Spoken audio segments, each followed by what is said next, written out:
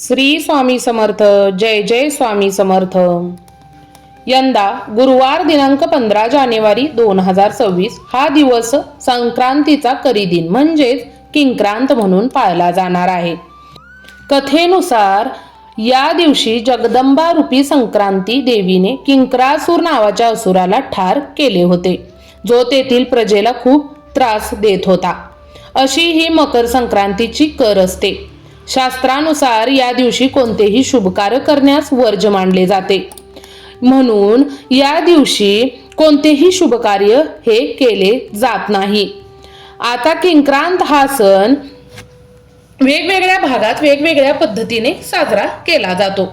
तर गव्हाच्या पिठाचे किंवा बेसनाच्या पिठाचे धिरडे बनवले जातात आणि यासोबतच गुळाची गुळवणी देखील बनवली जाते आणि हा नैवेद्य तयार करून देवीला आवर्जून दाखवला जातो. घरामध्ये सुद्धा हा आवर्जून खाल्ला जातो.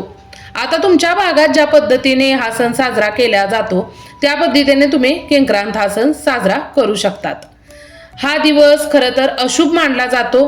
जर या दिवशी तुम्ही कळत नकळत कोणती कामे चुकूनही करायची नाहीत किंवा चुका तुमच्याकडून झाल्या तर वर्षभर संकट, कटकटी, अडचणी तुमच्या मागे लागतील. आणि त्याचबरोबर किंक्रांतीला एक काम नक्की करावे. तर हे काम कोणते आहे ते मी तुम्हाला या व्हिडिओमध्ये सांगणार आहे. तुम्ही किंक्रांतीला हे काम केले तर पूर्ण वर्षभर सुखात जाईल आणि तुमच्या सर्व इच्छा आणि मनोकामना पूर्ण होतील. अशी कोणती कामे आहेत तेही आपण इथे बघणार आहोत. तर महिलांनी किंक्रांतीच्या दिवशी कोणती कामे करू नयेत तेही आपण या व्हिडिओमध्ये बघणार आहोत. संपूर्ण माहिती पाहण्यासाठी हा व्हिडिओ शेवटपर्यंत नक्की बघा. आपण जे कार्य करतो तेच आपल्या सोबत येतं असं म्हटलं जातं. आपण पण वाईट गोष्टी केल्या तर वाईट गोष्टींना वर्षभर आपल्याला सामोरे जावं लागतं.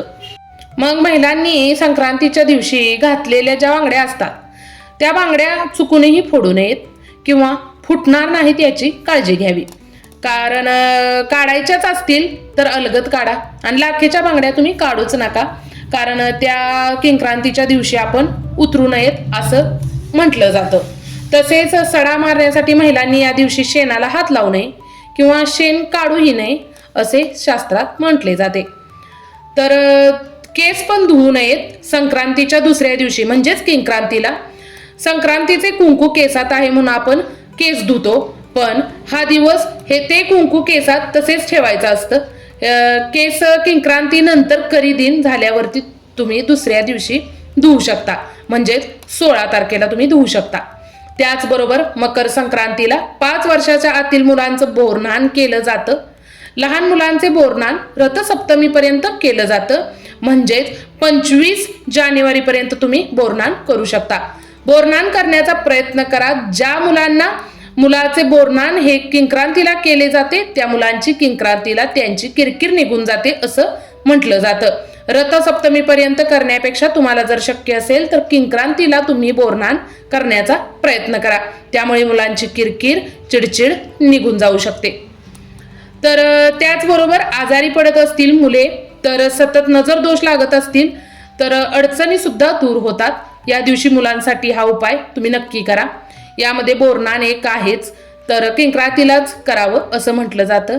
जरी तुम्हाला किंक्रांतीला बोरनान करणं शक्य झालं नाही तर रथसप्तमीपर्यंत तुम्ही कधीही करू शकता. किंक्रांतीला करणं अतिशय लाभदायक मानलं जातं. आवर्जून तुम्ही किंक्रांतीला करण्याचा प्रयत्न तुम्ही कराच. तर घरामध्ये चुकूनही वादविवाद, क्लेश, भांडण करू नका. घर म्हटले की छोट्या मोठ्या गोष्टी या असतातच आणि छोटे मोठे वादही असतातच, पण किंक्रांतीच्या दिवशी थोडे वाद टाळा. त्याचबरोबर शेजारी असू देत किंवा इतर कोणतेही वेडेवाकडे बोलू देत, आपण वाद निर्माण करूच नका. कारण वादविवाद केले तर अनेक वाईट परिणाम असतात, ते होतात आणि ते वर्षभर तुम्हाला भोगावे लागतात. म्हणूनच तुम्ही घरातील थोरा मोठ्यांच्या व्यक्तीकडूनही ऐकलं असेल की करीची किरकिर तुम्ही घरामध्ये करू नका, कारण वर्षभर घरामध्ये किरकिर होईल. सर्वात महत्त्वाची गोष्ट आहे, तुम्ही नक्की लक्षात ठेवा. किंक्रांतीचा एक दिवस सोडून तुम्ही वाण आणि दान देऊ शकता, मात्र त्यानंतर रथसप्तमीपर्यंत तुम्ही हळदी कुंकू करू शकता. किंक्रांतीला मात्र दान देखील करू नये. तसेच किंक्रांतीला कोणतेही शुभ कार्य केले जात नाही असे म्हटले जाते. शुभ कार्य म्हणजेच काय तर किंक्रांतीला हळदी कुंकू करू नका किंवा किंक्रांतीला हळदी कुंकू करू नये किंवा गृहप्रवेश करू नये, कलश पूजन, एखादं घर खरेदी करणे ह्यासारख्या तुम्ही शुभ गोष्टी या दिवशी करू नका. कारण करीच्या दिवशी अजिबात करू नयेत असं शास्त्रामध्ये म्हटलं जातं. कोणाच्याही घरचं अन्न ग्रहण करू नका, ज्याला परान्न असं म्हटलं जातं. मांसाहार तर अजिबात करू नका. या दिवशी आवर्जून मांसाहार टाळा. तिळगुळ वाटू नका. केस नखे कापणे, सूर्योदयानंतर विंचरणे हे सगळं तुम्ही या दिवशी करू नका. आणि घरामध्ये शांतता आणि संयम ठेवण्याचा पूर्णपणे प्रयत्न करा. किंक्रांतीला लांबचा प्रवास जराशी टाळाच. आपापल्या एखाद्या व्यवसायाची सुरुवात करणं देखील तुम्ही एक दिवस पुढे ढकलून करा. आणि भूमिपूजन, एखाद्या गोष्टीचं उद्घाटन असे म्हणजेच दुकानाचं व्यवसायाची सुरुवात असेल तर त्या दिवशी तुम्ही आवर्जून टाळा. म्हणजेच आपल्या सत्यनारायण या दिवशी सुद्धा करता येणार नाही. तसेच लहान मुलांचं जावळ असेल, मुंजविधी असेल, नामकरण असेल, बरोबर बायकांचं डोहाळ जेवण असेल, ओटी भरणे असेल, हळदी कुंकू इत्यादी गोष्टी तुम्ही अजिबात या दिवशी किंक्रांतीला करू नका. तर मकर संक्रांतीच्या दिवशी सुगड पूजा उचलावी असं म्हणतात.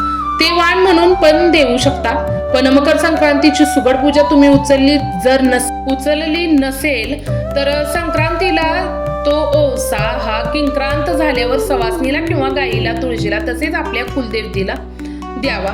पण किंक्रांत हा दिवस त्यासाठी वर्ज्य मानला गेला आहे. त्यामुळे तुम्ही सुगड पाहायची सुद्धा नसते असं देखील शास्त्रामध्ये म्हणतात.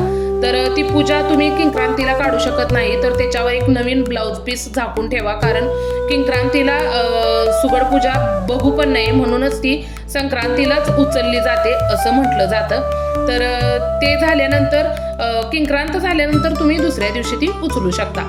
तर तुम्हाला हा व्हिडिओ कसा वाटला नक्की कमेंट करून सांगा. लवकरच भेटू अशाच एखाद्या व्हिडिओमध्ये. तोवर स्वतःची काळजी घ्या आणि आपल्या घरातल्यांची काळजी घ्या. जय श्रीराम, सीताराम हनुमान.